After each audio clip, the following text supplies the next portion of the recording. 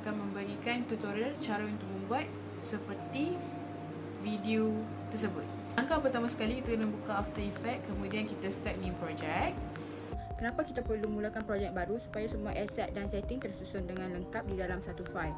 Kemudian kita buat new composition. Kita tarik file logo UM, pilih import kind composition. Logo UM lah kita trace di Adobe Illustrator.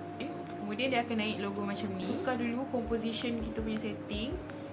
Dekat sini saya nak buat 1920 darab 1080 punya 16:9.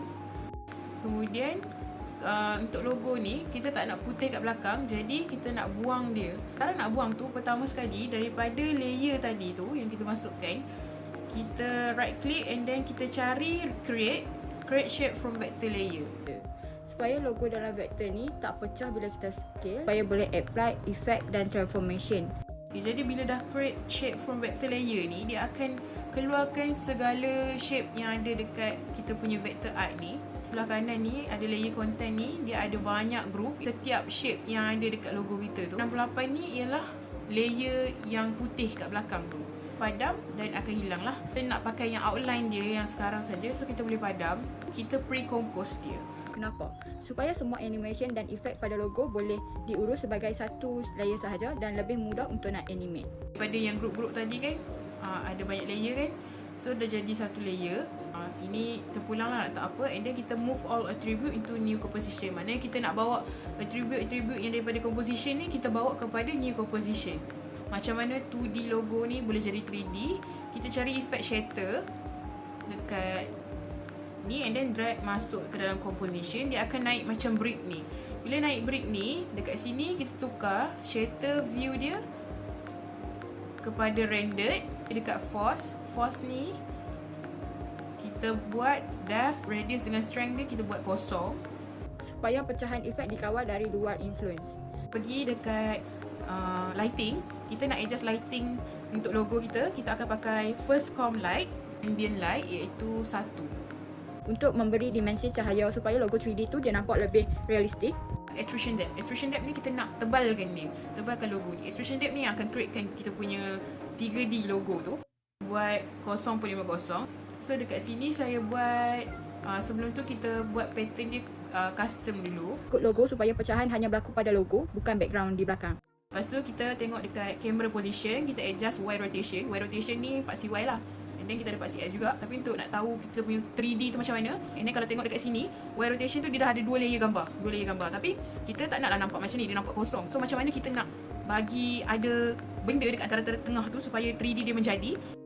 Pergi dekat texture and then pilih front layer side mode, iaitu side daripada logo kita tadi. Dekat sini kita klik color. Maknanya kita nak jadikan colour. So kat sini boleh nampak colour putih, tapi kita tak nak colour putih. Kita nak buat 3D. So kita nak colour dia kena dengan logo tadi. So, eyedropper punya tool ni, and then pergi dekat logo dan pilih nak warna yang macam mana. So kalau kat sini saya pilih colour kuning, tapi kuning dia saya gelapkan lagi supaya nampak efek timbul tu. Start dari sini kita buat keyframe. Untuk logo UM ni saya nak dia berpusing. Dia macam ala-ala duit shilling, tapi tak nak yang style duit shilling yang jatuh tu. Ini just pusing je. Pusingan. So yang pertama sekali kita buat keyframe dia, kita kembalikan Y rotation tadi kepada kosong dan kita start keyframe dia daripada awal. Okey, yang ni saya nak workspace dia jadi 10 saat je. 10 saat macam tu je. So kita boleh drag workspace ni, iaitu indicator ni.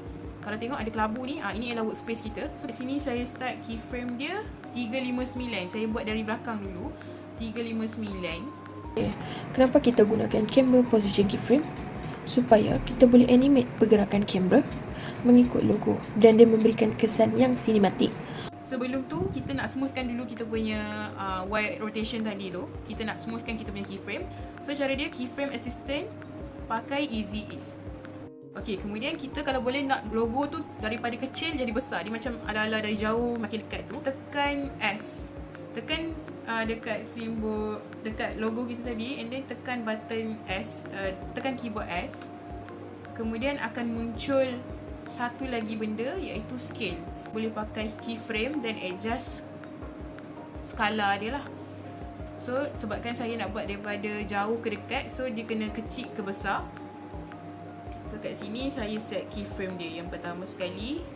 Kemudian macam biasa, bila dah buat keyframe tu, kita buat keyframe assistant easy ease, tukar kepada easy ease supaya dia punya pergerakan tu lagi smooth. Kemudian kat sini, selain pada Y rotation, boleh je kita guna X rotation. Tapi kat sini saya cuma nak pakai Y rotation supaya kena dengan simbol, kena dengan logo UUM lah. Kita buat dari kecil ke besar. Okay, pergi dekat efek seterusnya sebab kita nak efek kita ni memberi kesan. So dengan cara kita pergi dekat light sweep, efek light sweep. Efek light sweep ni dia ialah efek yang cahaya bergerak tu. Macam kita punya logo tu bersinar tu. So cara yang pertama, kita drag efek light sweep tu, sisi light sweep tu, and then boleh tengok dekat sini, kita boleh main center dia. Nampak macam ada cahaya yang lalu dekat logo atas tu. So kita boleh main-main kat sini.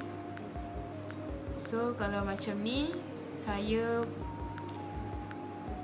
pakai yang memang paksi XY punya kat center ni, supaya dia nampak macam kilauan dia tu lalu daripada bawah ke atas ataupun atas ke bawah. Jadi kat sini juga kita pakai keyframe.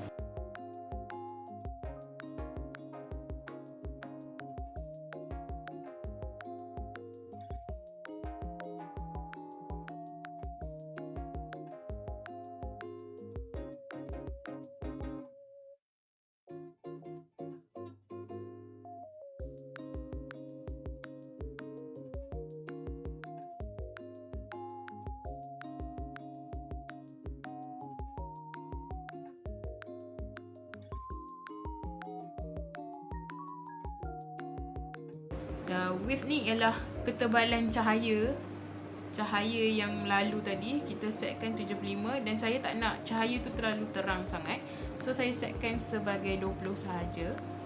Dan kita boleh je adjust lain, intensity, thickness, tapi saya tak adjust lah yang tu. Di sini saya tukar keyframe belakang dengan depan sebab saya nak buat dari atas ke bawah cahaya tu. So macam biasa, boleh je tukar posisi keyframe kita tu, tak perlu buat daripada mula.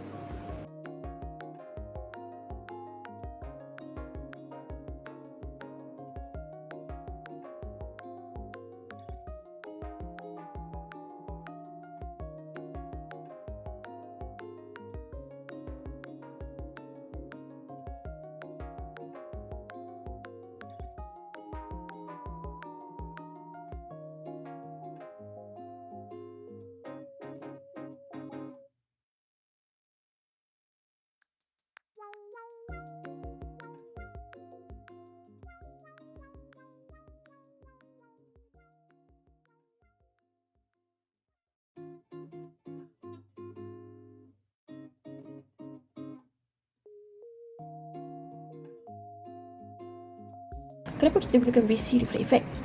Untuk buatkan permukaan logo tu lebih nampak relatif bila berpusing yang bentuk Y rotation, dan dia memberikan efek yang realismi. Ada kesan 3D lagi, kita nak buat logo dia tu ada reflection. Jadi kita boleh pakai VC Reflect. So VC Reflect ni dia adalah plugin, boleh download dekat Google ataupun Safari. VC Reflect dia ialah free plugin punya reflection tu. Dia mirrorkan balik kita punya logo.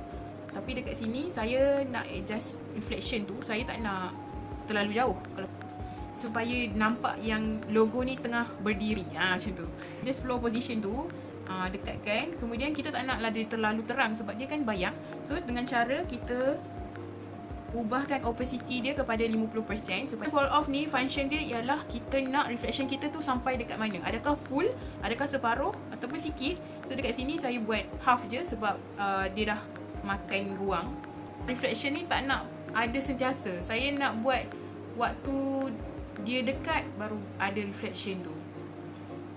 Okay, jadi caranya ialah saya pakai keyframe opacity kosong dekat intro awal. Maknanya daripada sini saya nak buat bila dia dah dekat baru reflection shadow tu muncul. Kemudian kita nak buat outro untuk logo ni. Tadi kita dah buat intro iaitu scale kecil kepada besar. Sekarang kita nak buat outro, effect scatterize. Tarik masuk efek CC scatterize. Yang ni memang dah ada dekat After Effects. Efek hancur lah. Kita nak hancur dia tu macam mana? So dekat sini saya adjust shatter dia sampai, kalau boleh sampai habis lah. And then kita boleh adjust, kita boleh buat keyframe kat sini. Lepas tu kat sini untuk logo ni saya nak masukkan lagu supaya dia lagi memberi kesan kepada logo 3D tu. Dengan cara saya import masuk audio. Kemudian audio ni boleh cari dekat Pixabay, iaitu tempat stok lah, stok music. Kemudian cari yang berkenaan, yang sesuai dengan logo kita. Kemudian drag masuk dalam composition. And then kita adjust macam biasa lah. Untuk intro tu, untuk intro saya masukkan audio yang ala-ala corporate, tarik masuk. Kemudian kita adjust lagu dia. Untuk audio saya tak ada setting apa-apa sangat, cuma sekadar timing audio tu. And then saya layerkan. Untuk efek cahaya tadi saya letak macam shining punya sound. Dan yang terakhir untuk efek hancur tu saya cari efek audio glass breaking. Bila dah siap semua, pergi dekat file and then kita boleh export project dengan cara render. Jadi sekian itu saja tutorial daripada kami. Terima kasih.